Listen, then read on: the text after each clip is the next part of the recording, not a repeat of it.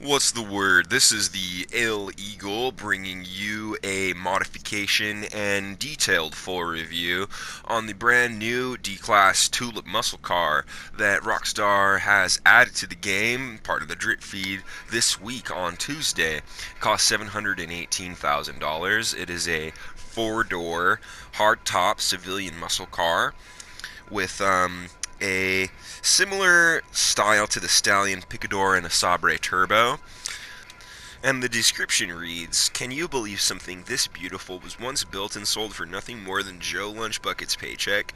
Sure, the 70s were a crazy time, but what the hell was that about? Luckily for you, civilization is back on track, and these days Joe's food stamps don't count for much when you and the rest of the 1% are dropping last night's power chips for a slice of his pawpaw's blue-collar chick." So I have ordered the car. Here it is in my garage. Once again, it's $718,000. It's a pretty good price. Anything under $1 million is a fair price as far as I'm concerned, and I'm a big fan of these tail lights. It reminds me of a 60s Plymouth. And here it is outside. We're going to check out how it handles. Let's see, not too much of a boost when you hold the R1 down because it's a muscle car. It doesn't do quite the same amount of a wheelie as some of the other muscle cars. So let's showcase the interior now that we're in a well-lit gas station. I'm going to open the doors. I closed that door when I got out. I'm going to go ahead and open that rear door again and look at the engine in this car. Is a beast. It's a real Detroit heavy muscle V8 engine.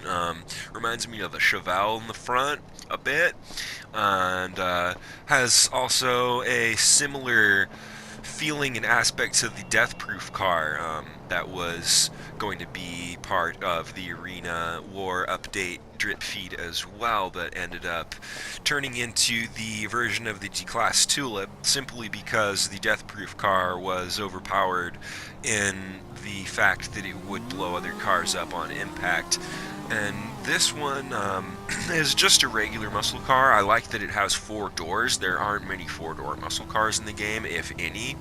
And to me, it reminds me of a 1968 Dodge Charger a lot. It really looks like that from the front.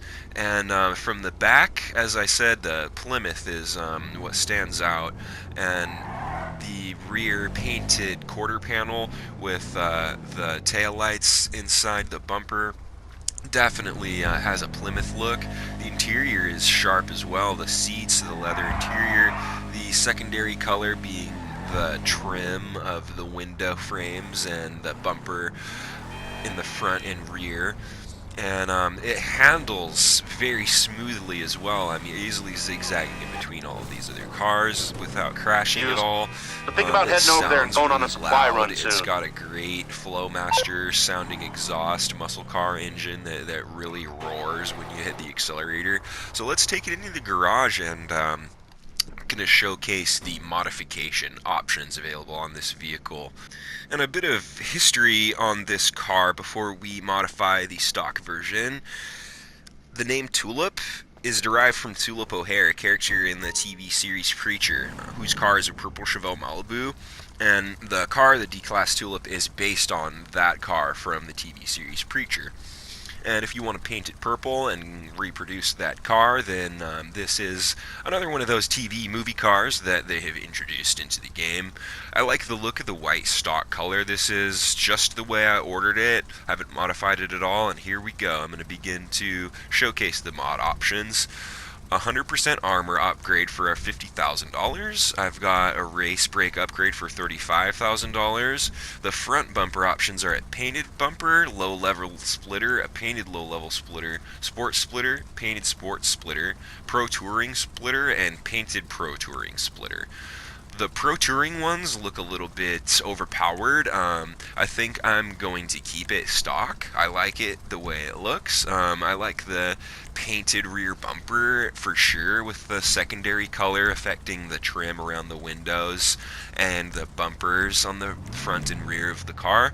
The exhaust options, let's shuffle through, are different. There's the stock ones that are under the car, kind of side exhaust, chrome tip, straight pipe race exhaust, and chrome plated exhaust. Just an enhanced version of the side exhaust, and they really bobble up and down. I like that look for sure.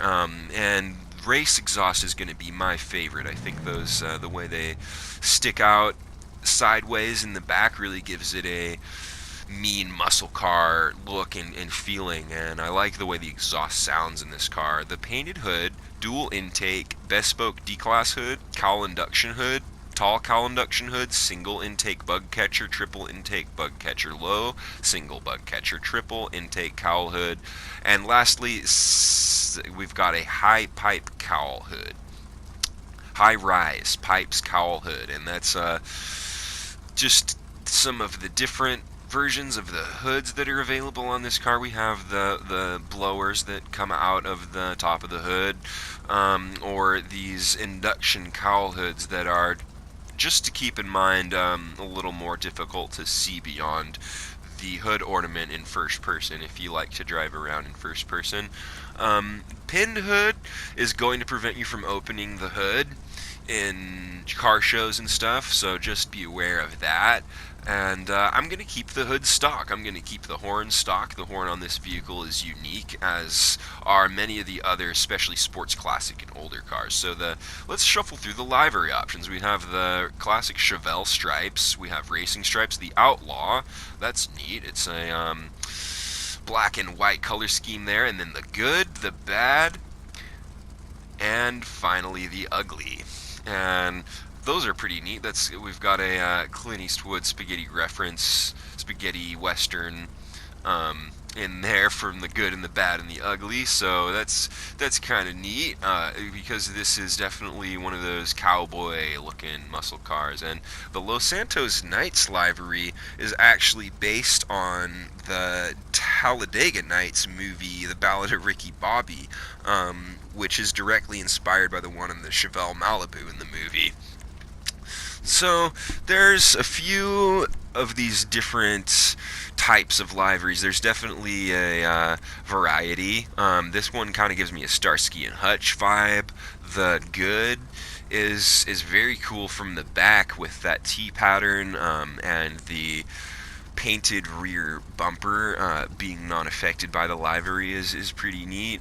We've got the Outlaw, the racing stripes, classic white, classic black, and it's a toss-up for me between which I'm going to choose for my final decision, because I think I'm going to go with these black ones, though, because it's just classic, and I might end up changing it later. So that's the license plate. Would probably be a blue on yellow combination from the 1970s in California, but I like the way that the white plate looks, because the whole car is white. So once again, I'm going to leave my plate white.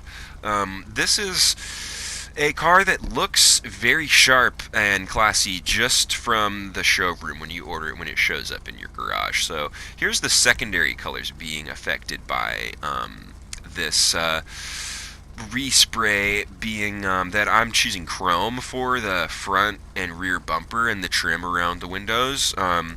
So if you wanted to retain the painted rear bumper, you would want to go ahead and change your rear bumper options to a painted rear bumper, and then it would remain white if you wanted to go ahead and keep the white rear bumper, because that looks pretty neat. Oh, I like it in orange for sure with the black stripes. It looks really good in orange. It looks good in yellow too, with that 70s vibe, being like the cars from the movies from that age, from the good cop bad cop era. This seems to really personify that 1970s undercover police cruiser vibe.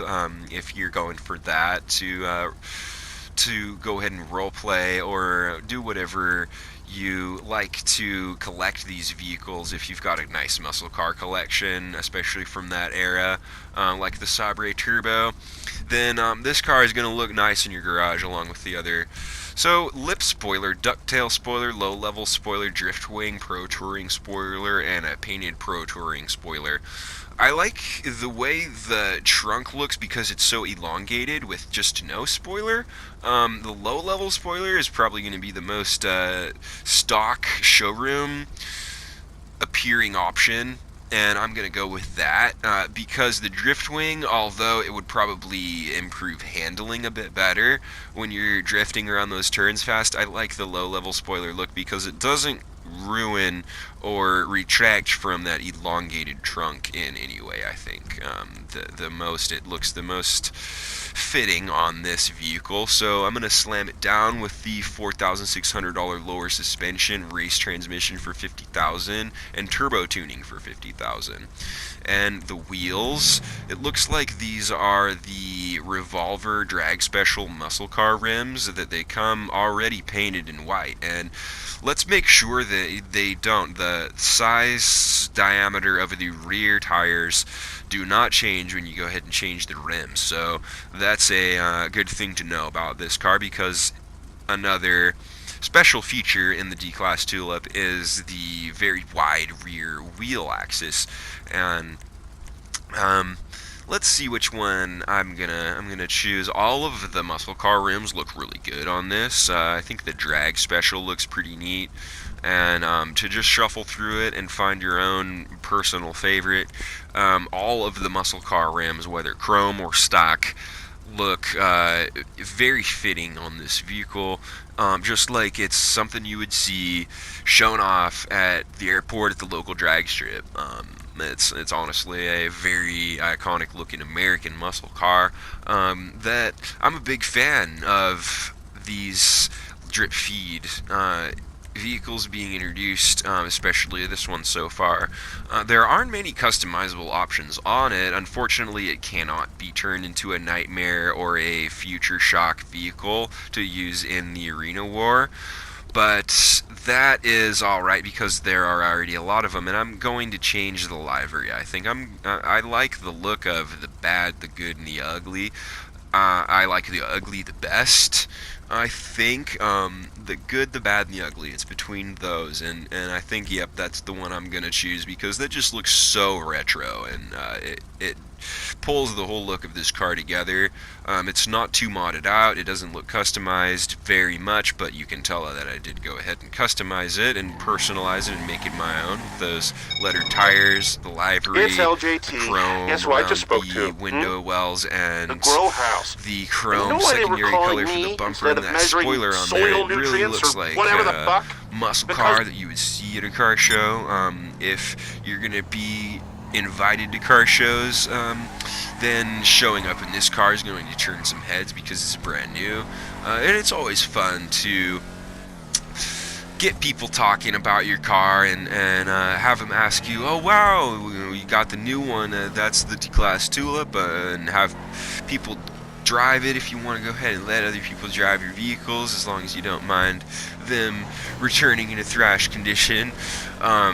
It's really easy to drive this one around at top speed around the map, just with the pedal to the floor and zigzag through all the cars. Just buying vehicles, when you spend a lot of money on a car and you go ahead and take it for a spin, it seems to be easier to drive it around through the NPCs. The game kind of likes to let you test out your car, and this handles very well. So that's just about the entirety of the detailed review that I have for this car and the modification options. It's a must-have for any GTA enthusiast, and I would recommend purchasing this vehicle because not only is it a great value, but at the end of the day, it just looks really cool, and you're going to be proud of it. Thanks for watching the video. Leave a like and subscribe if you enjoyed it, and I'll see you in the next video.